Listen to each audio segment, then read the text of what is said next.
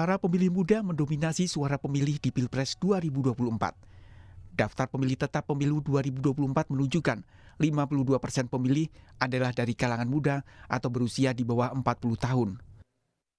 Kategori pemilu berusia 31 hingga 40 tahun berjumlah 20,70%, usia 17 hingga 30 tahun 31,23%, dan usia 17 tahun 0,003%. Dari potensi suara sebesar itu, bakal calon presiden pun berebut dukungan dari pemilih muda. Lembaga Survei Indonesia melakukan survei elektabilitas bakal capres, salah satunya berdasarkan kelompok umur pada periode 1 hingga 8 Juli 2023. Responden yang berusia 22 hingga 25 tahun, 39,1% memilih Prabowo Subianto, 28,2% memilih Anies Baswedan, dan 24,7% memilih Ganjar Pranowo. Sedangkan responden berusia 26 hingga 40 tahun, 39,5% memilih Prabowo Subianto, 32,3% memilih Ganjar Pranowo, dan 21,7% memilih Anies Baswedan. Pemilih yang berusia muda cenderung lebih banyak ke Prabowo, 40 tahun ke bawah, cenderung lebih banyak ke Prabowo. Ya. Yang pemilih pemula 46%, ini kurang lebih ya, margin error-nya tinggi karena di zoom in. Sementara pemilih yang lebih tua di atas 40 tahun cenderung lebih banyak ke Ganjar. Yang lebih tua lagi itu cenderung lebih banyak ke Prabowo, baru kemudian ke Anies.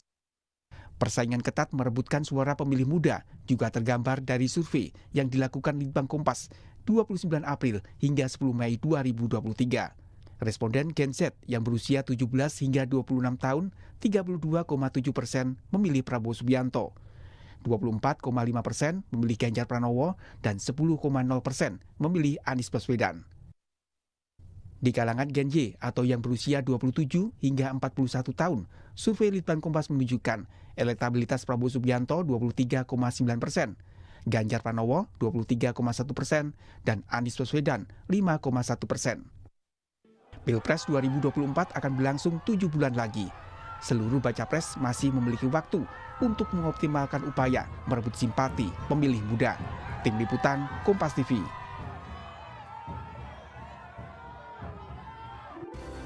Kiat bakal capres merebut suara pemilih muda. Kami akan berbincang dengan Direktur Eksekutif Lembaga Survei Indonesia Jayadi Hanan yang akan bergabung nanti. Dan sudah bergabung inisiator Ganjaris Mas Jo Prey serta Wakil Ketua Umum Partai Gerindra Habibur Rahman. Selamat malam Mas Jo dan Pak Habib. Ya, selamat malam. Baik, Pak Mas Jo dari Ganjaris nih. Ganjar Pranowo kemudian menunjuk atau PD Perjuangan menunjuk Gibran Rakabuming Raka sebagai juru kampanye untuk merebut suara dari kalangan pemilih muda. Menurut Ganjaris, mampukah Gibran merebut suara dari kalangan pemilih muda, karena dari hasil survei LSI tadi masih kalah nih suara Ganjar dari Prabowo Subianto? Ya, kami juga membaca survei itu, tapi melihat keterkenalan Pak Ganjar masih di angka 80 sekian, sementara Pak Prabowo sudah mentok, tentu saja mentok menurut Anda ya? Ya, tentu saja di waktu yang tersisa ini amat sangat bisa kita untuk melampaui angkanya Pak Prabowo itu. Nah, kemudian dengan cerdik kemudian PD Perjuangan mengutus Mas Gibran menjadi juru kampanye, saya pikir ya itu jelas sangat logis ya. Satu partai pasti akan mengendorse capres yang satu partai juga. Ya, jadi kalau kader PDI Perjuangan ya pasti akan mengendorse atau menjadi juru kampanye capres yang dari PDI Perjuangan juga. Dan saya meyakini ini sangat-sangat berpotensi, apalagi Mas Gibran adalah bisa kita sebut sebagai satu-satunya saat ini anak muda politisi yang menjabat sebagai eksekutif yang menjadi yang dapat hotspot yang sangat-sangat kuat gitu ya, dan daya tariknya luar biasa. Saya yakin Mas Gibran akan mampu mengerek suara-suara anak muda terutama Gen Z untuk memilih Pak Ganjar Pranowo. Oke, mengikis suara dari pemilih muda yang sudah memilih Prabowo Subianto dan Anies Baswedan, begitu targetnya? Pak Mas Jo?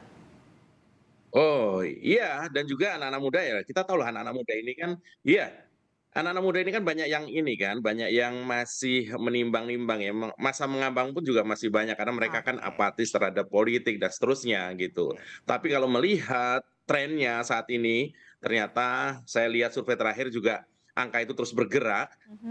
terutama di kalangan Gen Z, terus Pak Ganjar ini terus disukai ya. Kami sangat optimis, apalagi ditambah dengan pasukan-pasukan baru ya. Ada Mas Alam, putra Pak Ganjar, kemudian juga ada Mas Gibran dan seterusnya. Ini menarik sekali saya pikir. Jadi Dan sasarannya kita adalah optimis itu pemilih yang mengambang ya, akan yang belum menentukan pilihan ya, anak-anak muda yang belum punya pilihan. ya, Oke, Pak Habib, jadi tadi ya. Pak Masjo bilang suara dari Pak Prabowo sudah mentok nih. Jadi ya nanti akan dimaksimalkan oleh atau direbut oleh Ganjar Pranowo. Prabowo ya akan stagnan seperti itu saja. Tanggapan Anda? Ya, kalau dibilang stagnan kan sejak dahulu kita disebut-sebut stagnan ya. Ah, Tapi faktanya kan Pak Prabowo terus stabil di posisi teratas. Tentu posisi ini tidak membuat kita jumawa, ya, mhm. tinggi hati, apalagi sombong. Hampir semua lembaga survei, ya, saya sampaikan bukan hanya LSI, bukan hanya Litbang Kompas, memposisikan Pak Prabowo ada di posisi teratas di kalangan milenial dan Gen Z. Mhm. Kalau saya melihat ya ada setidaknya ada dua faktor utama. Yang Oke, pertama adalah kaum muda ini ya, bukan orang yang bukan pihak yang hanya memikirkan hari ini makan apa, hari ini harus bagaimana, oke, tetapi memikirkan bagaimana masa depan ya, baik dirinya pribadi maupun kita sebagai bangsa, Indonesia sebagai bangsa. Nah, ini yang dijawab oleh Pak Prabowo, kegalauan anak muda ini dengan gagasan-gagasan beliau, bagaimana Indonesia ke depan menjadi negara yang berdikari, negara ya yang bisa mencukupi kebutuhan rakyatnya. Hal oke. lain yang menurut saya menentukan adalah Gen Z ini ya, milenial ini bukan orang yang gampang digiring-giring dan orang yang gampang dimanipulasi dengan hal-hal yang formil. Mereka melihat substansinya, ya, Oke. melihat kesatuan antara perkataan dan perbuatan, ya, melihat konsistensi ya antara apa yang terlihat dengan apa yang menjadi prinsip-prinsip. Nah, Baik. misalnya ada satu kontestan mengatakan A, tetapi orang akan melihat track recordnya seperti apa. Jadi Oke. nggak sekedar dia melihat apakah ada jurkamnya anak muda dan lain sebagainya, tapi secara substansi akan dilihat apakah sang jurkam tersebut misalnya ya kan hanya secara formal menjadi apa namanya juru kampanye pihak tertentu, tapi secara substansi apakah Oke. ada hal-hal lain. Nah, itu yang akan Substansi apa sih dinilai yang oleh membuat Gen Z dan Prabowo unggul milenial. menurut Anda? Kenapa? Substansi apa yang membuat Prabowo unggul di kalangan milenial dibandingkan Ya, dengan itu tadi substansi tadi Pak Prabowo ya menawarkan gagasan bagaimana Oke. Indonesia menjadi negara yang kuat, yang disegani, ya, Oke, yang berpengaruh karena mampu mensejahterakan rakyatnya. Oke, Mas Jayadi sudah bergabung bersama kita. Dari LSI hasil surveinya gimana sih peta dukungan dari pemilih muda? Kenapa Prabowo Subianto justru lebih unggul dibandingkan Ganjar Pranowo dan Anies Baswedan yang sering diasosiasikan sebagai orang muda lah di Pilpres ini? Oke, sebetulnya kalau kita perhatikan perbedaan dukungan di antara dari Gen Z ya, ketiga nama itu sebetulnya bedanya tipis. Besti ya, beda sangat tipis. Besti, oke. Bukan hanya Betty. Bukan Gitu. Betty. Jadi ya Oh, Besti, beda sangat tipis. Kenapa begitu? Pertama kenapa terjadi tidak numpuk ya? Kalau di atas kertas mestinya Gen Z itu kan numpuknya di Anies sama Ganjar kan? Ya. Tapi ternyata mereka tersebar bahkan untuk sementara Pak Prabowo yang sedikit unggul. Ini kan karena kategorinya di narrow down, di breakdown ke Gen Z, maka itu margin of error-nya menjadi tinggi. Jadi dengan selisih suara seperti ini bedanya Besti tadi sangat Bestinya tipis. berapa sih, Mas Jayadi? Setipis apa? Ya itu tadi sebetulnya jaraknya itu di dalam margin of error, tapi memang kecenderungannya sementara Pak Prabowo yang cenderung lebih unggul. Oke. Kenapa begitu? Begini, kita tahu menurut hitungan KPU pemilih muda termasuk Gen Z itu total ya yang 40 tahun ke bawah itu sekitar 52% ya. Yang Gen Z itu yang lahir 96 sampai dengan berapa tahun 2000 sampai sekitar 2012 itu kan jumlahnya di kisaran 15%-an, kira-kira gitu ya. Nah, karena anak muda termasuk yang berumur 40 tahun itu dominan sebagai pemilih, maka semua aktor politik menarget mereka. Ya kan? Anda bisa lihat bagaimana cara menarget anak muda, minimal ada dua tuh. Pertama dengan isu atau kebijakan, yang kedua dengan aktor dan proses.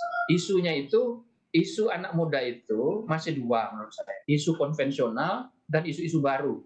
Apa isu konvensional? Konvensional sama dengan yang lain. Soal pendidikan, soal pekerjaan, soal perjodohan, perjombloan, soal lalu isu-isu baru seperti perubahan iklim, mobil listrik dan sebagainya itu. Nah, semua calon ini menarget mereka. Satu, yang kedua, aktor. Anda perhatikan, tidak ada satupun di antara 3 calon ini yang tidak punya anak muda di dalamnya. Semuanya punya. Baik Ganjar ada Gibran. Iya, semua punya. Pak Prabowo itu sejak pemilu 2014 punya tim anak muda yang cukup kuat. Jadi mereka menarget semua anak muda. Nah pertanyaannya kenapa kok Pak Prabowo agak unggul sekarang? Usianya kan lebih tua dibandingkan Ganjar Pranowo dan Anies Baswedan. Kalau usianya lebih tua itu jawabannya karena dia sudah lama menarget anak muda, sudah lama. Jadi tidak membuat perbedaan. Yang isunya adalah karena ada faktor-faktor yang membuat anak muda sekarang itu cenderung lebih Pak Prabowo. Misalnya soal sepak bola, ya. Soal sepak bola itu karena banyak anak muda yang tadinya ke Ganjar itu kemudian kecewa misalnya, maka sebagian beralih ke siapa? Ke Pak Prabowo, ya. Karena misalnya dia anak muda, pemilih PDIP atau pemilih Pak Jokowi, maka kemungkinan dipindah ke Pak Prabowo lebih besar, gitu. Itu sebagai contoh, ya. Mengapa untuk sementara Pak Prabowo unggul selain menggunakan memang menarget anak muda. Baik, Mas Jayadi, seberapa besar mereka yang berusia muda tapi masih mengambang, belum menentukan pilihan, dan bagaimana masing-masing baca pres ini bisa memanfaatkan mereka untuk mendapat atau mengeruk suara? Anak muda itu tidak berbeda jauh dengan pemilih secara keseluruhan, ya. Dari segi yang belum menentukan pilihan, ya di kisaran 10-20% maksimal saat ini. Nah, masalahnya 10-20% itu ada yang memang belum menentukan pilihan, tapi ada juga yang sebetulnya sudah punya kecenderungan. Gitu. Nah, kalau dari tahun ke tahun sejak 2004 sampai sekarang itu kecenderungan anak muda itu pilihannya tidak berbeda jauh dengan kecenderungan umum. Jadi kalau kecenderungan umumnya sekarang ke Pak Prabowo, maka Anda bisa menduga di kalangan anak muda pun kecenderungannya ke Pak Prabowo. Nanti kalau berubah lagi kecenderungannya lebih ke Ganjar, itu di kalangan anak muda pun dia akan mengarah ke sana. Karena anak muda tidak ngeblok ke salah satu kandidat atau salah satu partai. Tidak memblok ke salah satu kandidat atau salah satu partai. Jadi bagaimana Ganjaris untuk bisa merebut suara dari kalangan pemilih muda? Kalau tadi Pak Habib kan sedikit nyentil, jangan cuma anak muda jadi formalitas, tapi dari substansinya juga, itu yang menjadi keunggulan Prabowo. Jadi kalau Ganjaris gimana?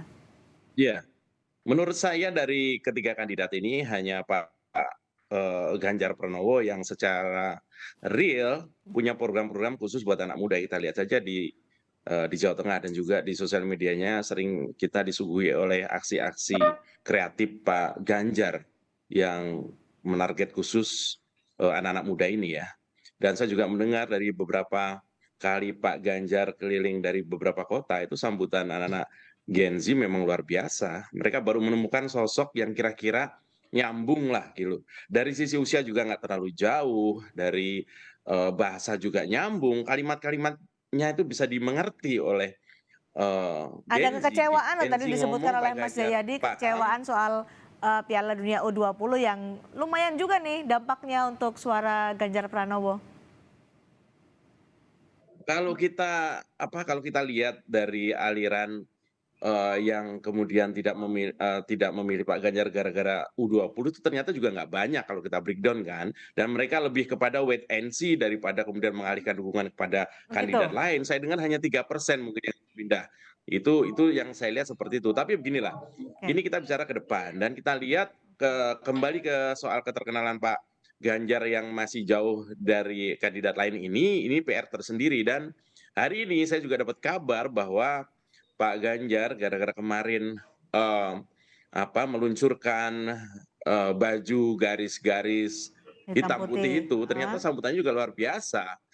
Dan ini adalah salah satu cara untuk kemudian menarik perhatian Gen Z ini, selain juga beberapa program yang mungkin sedang digodok oleh tim kampanyenya mungkin atau timnya Pak Habib yang dikhususkan buat adik-adik Gen Z ini. Oke, Pak Habib, meskipun unggul tapi besti tadi kata Mas Jayadianan, beda sangat tipis.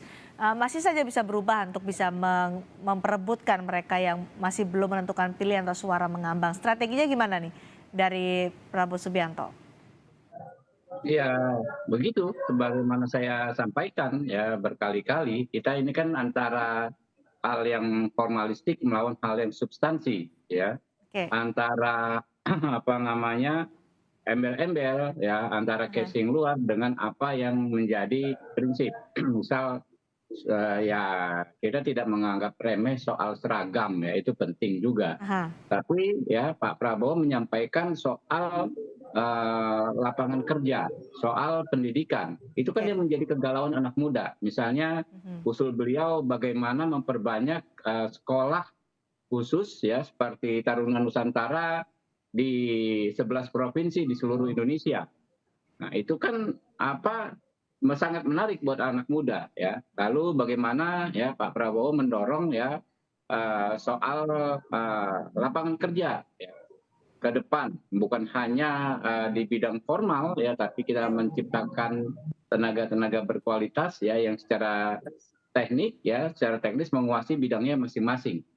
Jadi yakin bisa nanti berkompetisi dengan Ganjar Pranowo merebut suara anak muda? Bagaimana menciptakan universitas-universitas ya yang sangat berkualitas. Seperti dikatakan Pak Prabowo misalnya kualitasnya kurang lebih arahnya mirip seperti Harvard University di Amerika Serikat. Nah itu menurut saya dinilai oleh anak muda sebagai sebuah tawaran yang sangat menarik dan itu dibandingkan juga dengan apa yang sudah dilakukan Pak Prabowo selama ini gitu loh. Nah mereka mengikuti di sini orang ngomong ya, orang janji, orang bawa gagasan, kan dinilai berikutnya adalah apakah gagasan tersebut sudah dilakukan, sudah diimplementasikan oleh orang yang ngomong tersebut. Gitu. Oke, Mas Jayadi, mana yang paling mendekati hati para pemilih muda dari apa yang disampaikan oleh Pak Masjo dan juga Pak Habib tadi? Yang bisa mendekati hati anak muda dua hal. Satu, kemampuan kandidat mengaitkan isu-isu seperti isu-isu yang terkait langsung kehidupan sehari-hari anak muda ya, pendidikan, pekerjaan, pengangguran dan sebagainya itu dengan isu-isu baru. Misalnya isu-isu lingkungan. Karena kemampuan mengaitkan itu akan menentukan kemampuan kandidat untuk menggait anak muda, itu satu.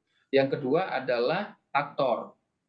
Ya, harus dibuktikan bahwa anak muda diberi tempat di tim kandidat atau punya tempat yang betul-betul terhormat dan berperan di masing-masing kandidat anak-anak muda itu.